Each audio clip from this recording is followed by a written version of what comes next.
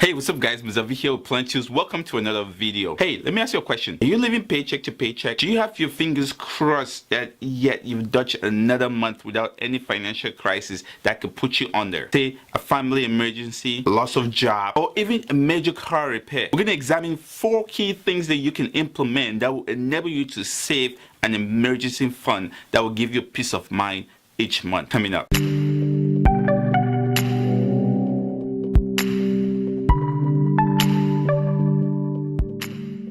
Hey, welcome back guys. This is a channel where we talk about life, we talk about careers, and we talk about money. And we provide tips on how to improve your financial health. So if you're new to the channel, please consider subscribing. And if you find the content useful, please hit that share button and share it with friends, family, and colleagues. At any point during this video, you can check out the show notes and links in the YouTube description below. The question is, how do you build a small financial reserve for you and your family? Start with a plan. Few families living paycheck to paycheck have any financial plan, any budget, or a spending plan.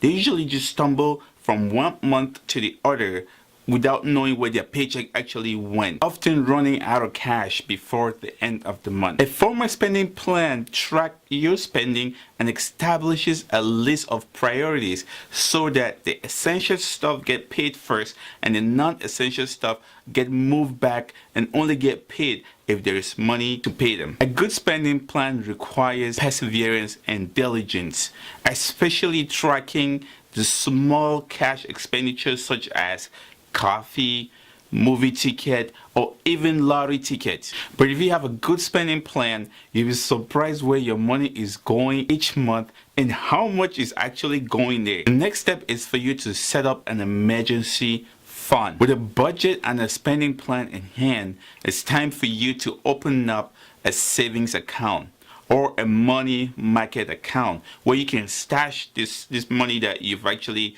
start putting aside every month.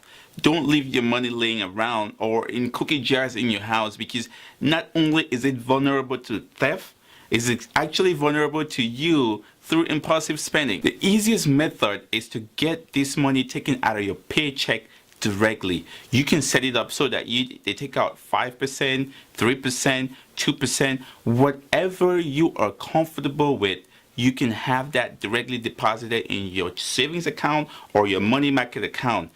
Always look around and see how you can move your budget to accommodate so that you get this extra money that you can put in your emergency fund. Little items add up. Look at your expenses again. How much are you spending on lunch out, on magazines, on cigarettes, on drinks? You don't want to deprive yourself of some fun, but yet there is some of the luxury in your life needs to be cut back if you want to build up your emergency fund. Each item may seem small, but they usually add up. A $3 coffee every day, it's $90 a month, and that could be your phone bill for that month. You save $90 because you cut back on the coffee. Big items add up even more. Don't stop with the little stuff.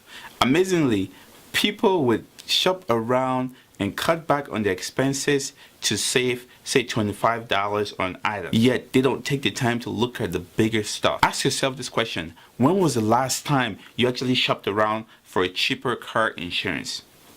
Do you really need $100 worth of cable? Cut that to save $40 a month and you save yourself $720. That is good enough to be in place for emergency car breaks or even a medical emergency. Next, reduce the number of credit cards you have. It's easy for you to lose track of how much and where you're spending your money when you have several credit cards that you're juggling around. Or better still, get rid of all your credit cards until you get back on your feet. Breaking the paycheck to paycheck treadmill isn't easy. There is no magic way out of this predicament. It takes hard work and it's not fun.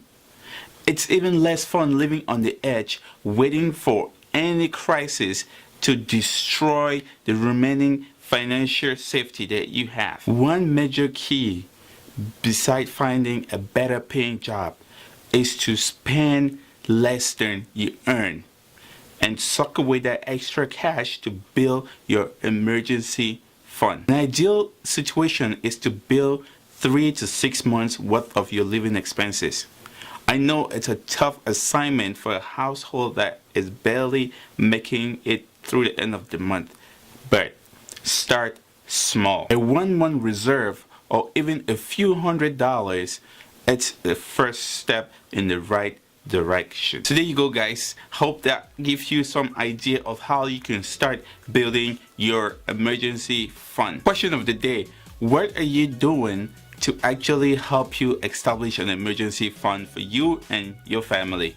Let me know in the comment section below, and remember that some of the best tips come from you guys in the Plenteouz community, so definitely connect with everybody in the comment section. Thanks for watching, and definitely don't forget to subscribe to the channel for more videos like this. And here at Plenteouz, we are helping you reshape your financial health. Keep crushing the debt, and we will talk soon.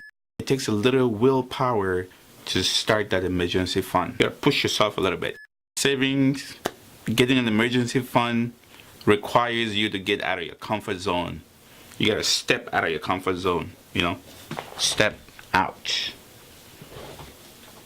Step out.